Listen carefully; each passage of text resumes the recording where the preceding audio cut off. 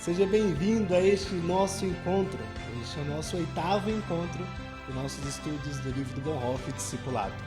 No encontro de hoje nós vamos estar iniciando, na verdade, a falar sobre o extraordinário da vida cristã através do Sermão do Monte. Então, sem mais delongas, vem com a gente.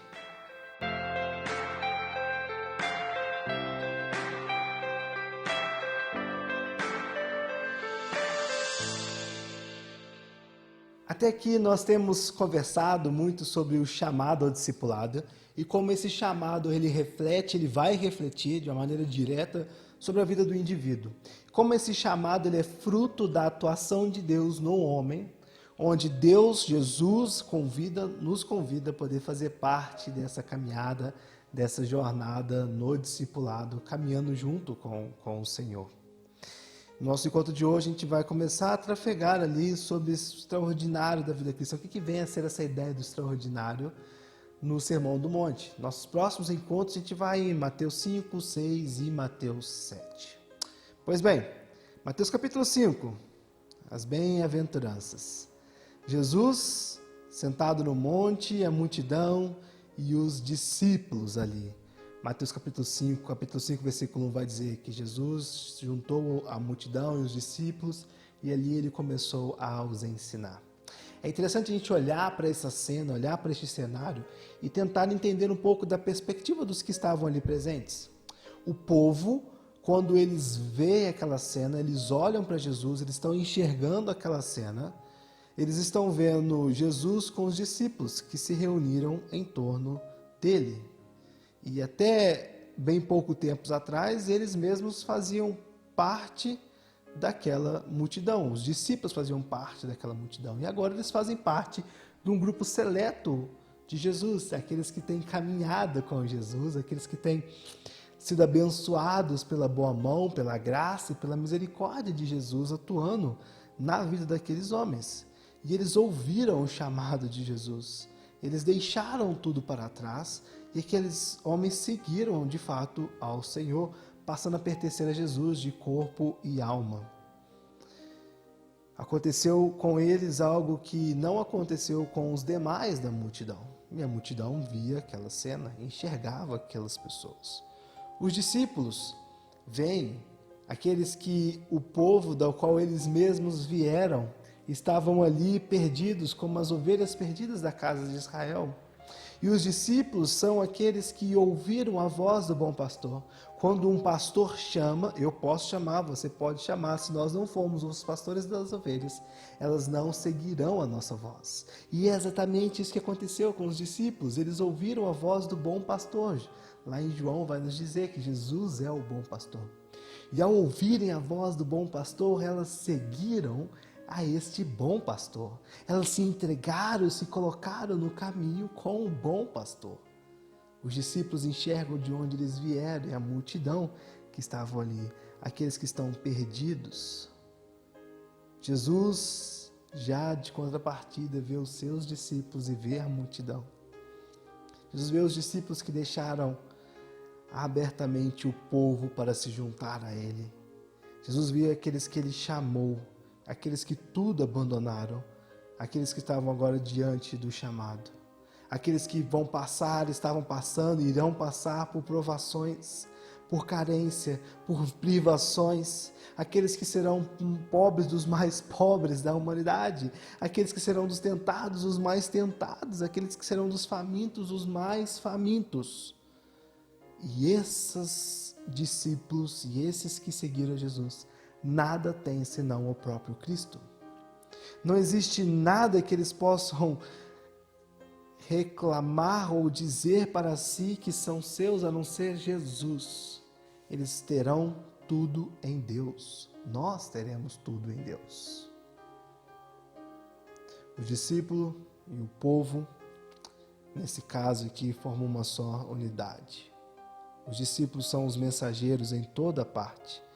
Eles que irão anunciar e propagar a mensagem desse Jesus. Eles que irão continuar aquilo que eles estão ouvindo e vão ouvir ali no Sermão do Monte.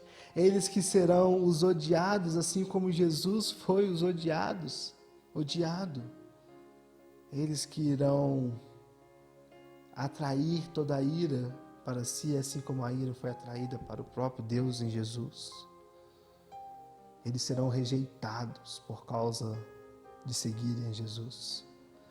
A cruz se aproxima e aqui a gente já pode perceber novamente todo o cenário da paixão de Cristo sendo estabelecida, onde o sofrimento de Cristo se tornava realidade, onde as pessoas já começavam a entender, talvez não com o entendimento correto, mas ouvir de que, de fato, como as coisas iriam ser e caminhar.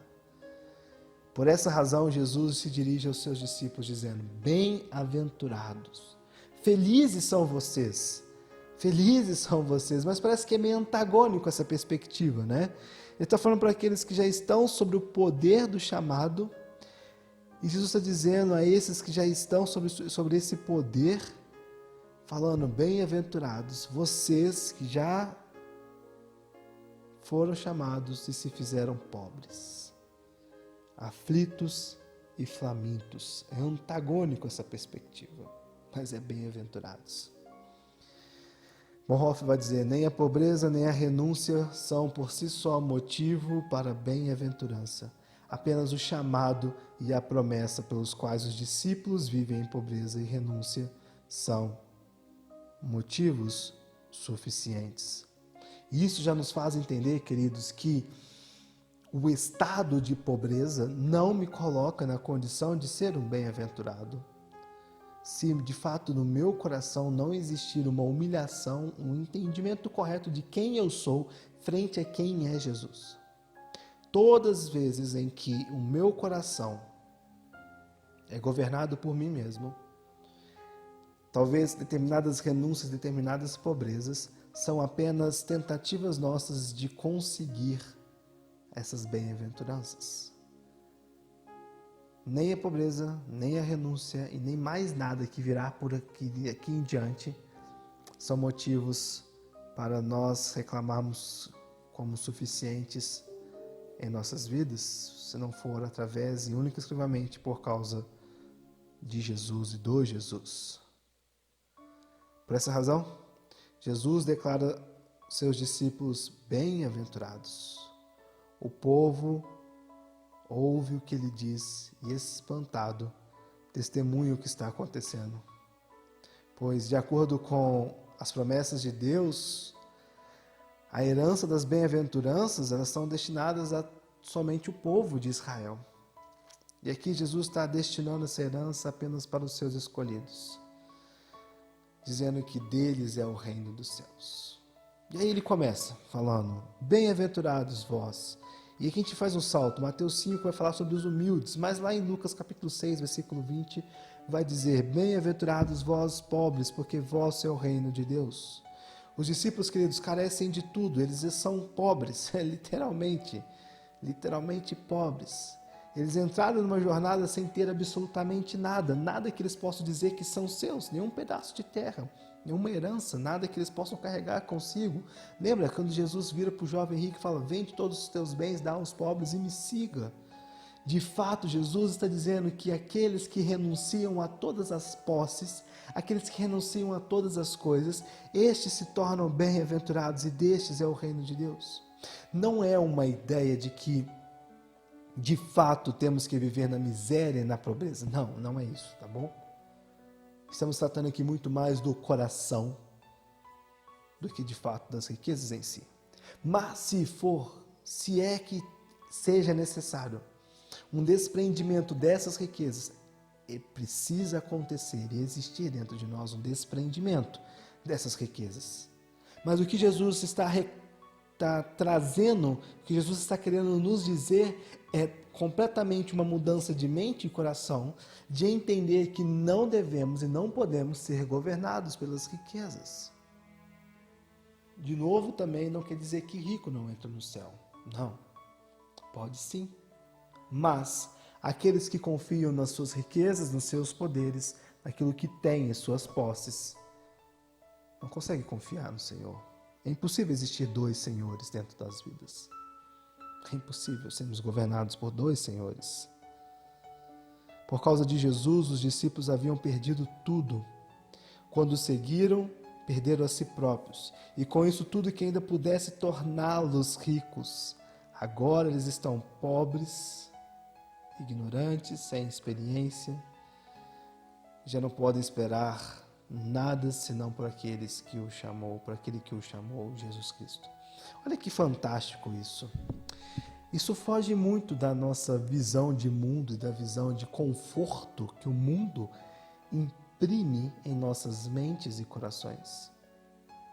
Jesus está dizendo que bem-aventurados são aqueles que se abstêm de serem governados pelo dinheiro, pelo poder, pela riqueza, e são governados pela mensagem transformadora do Evangelho. Há esses que não trazem nada como posses, títulos em suas vidas e permitem Jesus governar. Destes é o reino dos céus. Desse é a extraordinária fração da vida cristã. Bem-aventurados vós, porque vosso é o reino de Deus. Para eles que vivem em renúncia e privação, por causa de Jesus, o reino dos céus se abrirá. Em meio à pobreza, se tornarão herdeiros do reino dos céus. O tesouro para esses está escondido, e muito bem escondido, na cruz do Calvário. Lá sim está o único tesouro que podemos dizer que é nosso, e mesmo ainda assim, porque Jesus nos deu. Fora isso, nada aqui neste mundo a gente pode dizer que é nosso. Nessa vida agora, posso dizer sim que esse tablet é meu, eu paguei por ele. Posso dizer sim que essa cadeira é minha, eu ganhei ela. Posso sim dizer que essa roupa é minha. Mas nada disso tem valor eterno. O que tem valor eterno é aquilo que está aqui dentro, que governa mente e coração.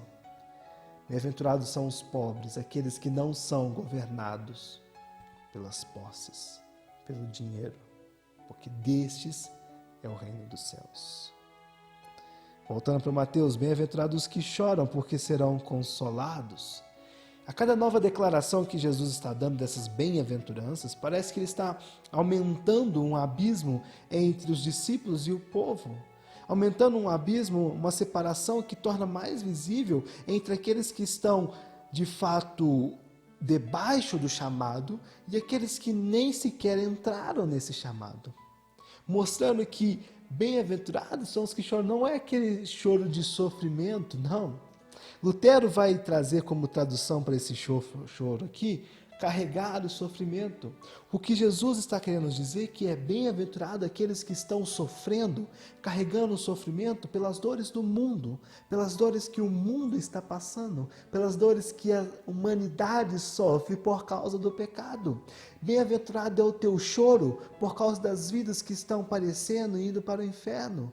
Bem-aventurado é o teu choro por causa das vidas que estão morrendo por causa desse coronavírus. Bem-aventurado é o teu choro, o teu sofrimento, carregar a cruz por causa do teu próximo.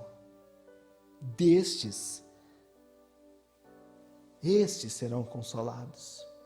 Consolados pela graça de Deus, consolados pela misericórdia do Senhor. Aqueles que choram pelo mundo, por sua culpa, pelo destino do mundo e a felicidade do mundo. Queridos, enquanto a filosofia, a ideologia do mundo implementada é viva a vida, carpe diem. Viva, explore a vida, acumule riquezas, acumule posses, acumule coisas e experimente a vida. Esses estão caminhando a passos largos em distância do Senhor. Por esses que nós devemos chorar. Por esses que estão sofrendo, achando que tem tudo, mas no fundo seus corações vão levar a sofrimento eterno. Por esses que devem ser derramadas lágrimas de nossos olhos, a dor que consome nossos corações. Por esses nós devemos chorar, orar e nos entregar. Por esses nós devemos carregar a cruz. Por aqueles que acham que o mundo é só aqui e agora. Por aqueles que acham que precisam sugar a vitalidade de suas vidas, experimentar as realidades do mundo, experimentar as coisas do mundo. Para aqueles que entregam suas vidas a tudo, a menos ao Senhor. Por esses nós precisamos chorar. E isso faz parte da vida cristã. E isso faz parte do que se diz ser cristão. Isso faz parte do chamado ao discipulado. Aqueles que choram, que sofrem, são aqueles que estão na comunhão com o crucificado, com aquele que chorou por mim e por você, que sofreu por mim e por você, mas que foi aquele que foi consolado, foi aquele que a boa mão do Senhor o foi e o resgatou das profundezas da morte, foi aquele que foi à busca do seu filho e o trouxe de volta à vida, porque em algum momento ele precisou sofrer e chorar por nossas vidas. Terceiro, bem-aventurados os mansos, porque herdarão a terra. Não há direito inerente que proteja essa comunidade de estrangeiros no mundo, tampouco exija tal condição, pois são os mansos que, por causa de Cristo, vivem em renúncia a qualquer direito especial. Quando ofendidos, calam-se. Quando agredidos, suportam. Quando rejeitados, afastam-se. Não movem processos por seus direitos. Não fazem alarde mesmo quando injustiçados. Nada reivindicam, mas entregam toda a justiça nas mãos de Deus. O que serve a seu Senhor, igualmente lhe serve. O que serve a Jesus, igualmente serve a mim e serve a você. Nada mais do que isso, e em cada palavra, em cada gesto, deixa claro que não pertence a este mundo. O imperador Juliano escreveu a sua 43ª carta enquanto confiscava os bens dos cristãos, zombando dos cristãos, dizendo: deixemos-lhes o céu, diz o mundo em tom de piedade, porque o lugar deles é lá. Não, queridos, é sim novos céus e nova terra, mas Jesus voltará e Ele vai restaurar essa terra, Ele vai transformar tudo isso em novo, e aquilo que agora não é nosso, mas quando Ele voltar será nosso para a eternidade. Bem-aventurados são aqueles que suportam com mansidão as injúrias, as aflições, as angústias, os problemas deste mundo, os mansos, porque herdarão aquilo que agora não tem, mas que no futuro será nosso. Aqueles que renunciam, aqueles que são mansos até a cruz, herdarão a nova terra. A parte do Gólgota, onde morreu o manso, a terra será renovada. Quando vier o reino de Deus, os mansos herdarão a terra. Bem-aventurados os pobres, bem-aventurados os que choram, bem-aventurados os mansos. O extraordinário da vida cristã envolve em entender que vivemos na contramão do mundo, que vivemos no sentido oposto em que o mundo tem tomado, em entender que Jesus veio para trazer uma mensagem completamente transformadora, completamente antagônica a perspectiva do mundo. Eu quero fazer parte dos bem-aventurados. Eu quero experimentar o extraordinário dessa vida cristã.